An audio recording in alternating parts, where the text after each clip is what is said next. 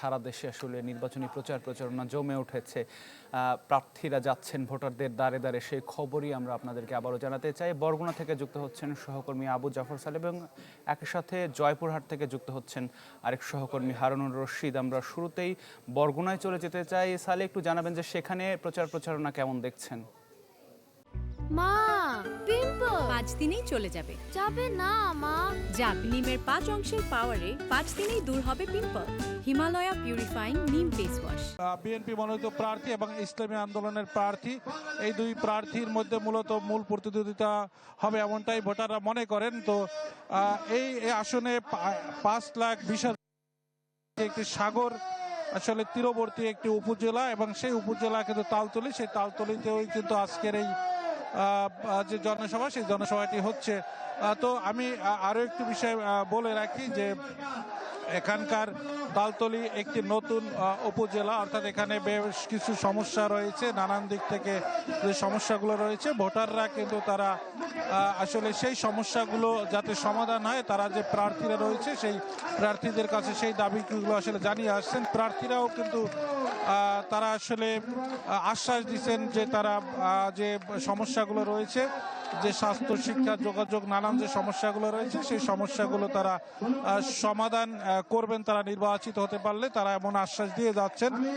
তো আসলে ভোটাররা যে বিষয়টি তারা যেটি বলতে চাচ্ছেন যে আসলে শুধু আশ্বাস নয়, তারা যাতে এই সমস্যাগুলো যাতে যারাই নির্বাচিত হবেন তারা যেন সেই সমস্যাগুলো সমাধান করেন, বাস্তবায়ন করেন, আসলে এমনটাই তাদের আসলে প্রত্যাশা।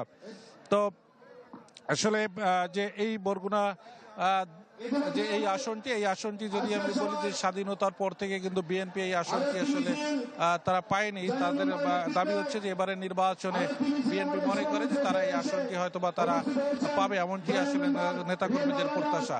এই ছিল বরগুনা থেকে সর্বশেষ। জি সালে, অনেক ধন্যবাদ যুক্ত হবার জন্য। আমরা বরগুনার ভোটের মাঠের খবর জানছিলাম। এ পর্যায়ে জয়পুরহাটে চলে যেতে চাই। হারুনুর রশিদ আমাদের সাথে যুক্ত রয়েছেন।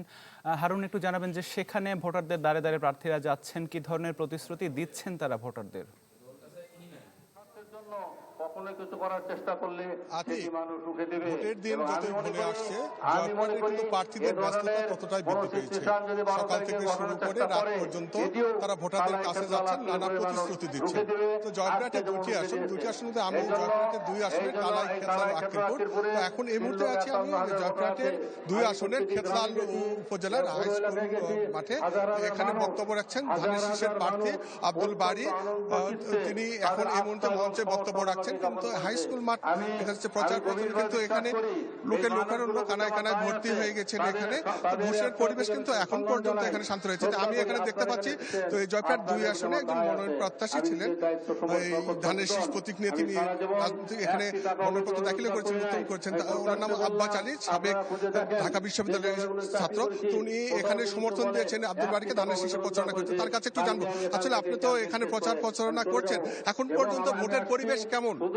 ভোটের পরিবেশ আলহামদুলিল্লাহ অনেক ভালো। জয়পুরহাট 2 ধানের শীষ নিশ্চিন্তে বিজয় হবে। আমি মোহাম্মদ আব্বাস আলী, সাবেক ছাত্র ঢাকা বিশ্ববিদ্যালয়।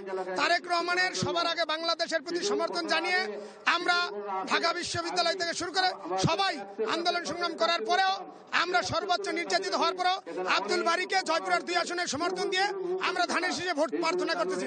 ইনশাল্লাহ 12 তারিখ সর্বপ্রথম 300 আসনে বিপুল ভোটে বিএনপি বিজয়ী ঘোষণা করবে ইনশাল্লাহ। আসলে আমরা জানছিলাম ভোটারদের কাছ থেকে, ভোটাররাও কিন্তু যারা বলছেন যে তারা প্রার্থীরা আসছেন তাদের কাছে প্রার্থীরা অনেক প্রতিশ্রুতি দিচ্ছেন। তারা কিন্তু বলছেন যে বিগত সময়ে কিন্তু প্রার্থী যারা আছেন তারা অনেক প্রতিশ্রুতি দিয়েছেন, স্বপ্ন দেখেছেন, সেটা কখনো বাস্তবায়িত করে নাই। তো এবার যারা যে প্রার্থীরা তাদের স্বপ্ন বাস্তবায়িত করবে তাদেরকে কিন্তু তারা বেছে নিবে। তো এছাড়া কিন্তু আগামী 12 তারিখে যে ভোট হবে, এই ভোট পর্যন্ত কিন্তু অপেক্ষা করছেন এই জেলাবাসী।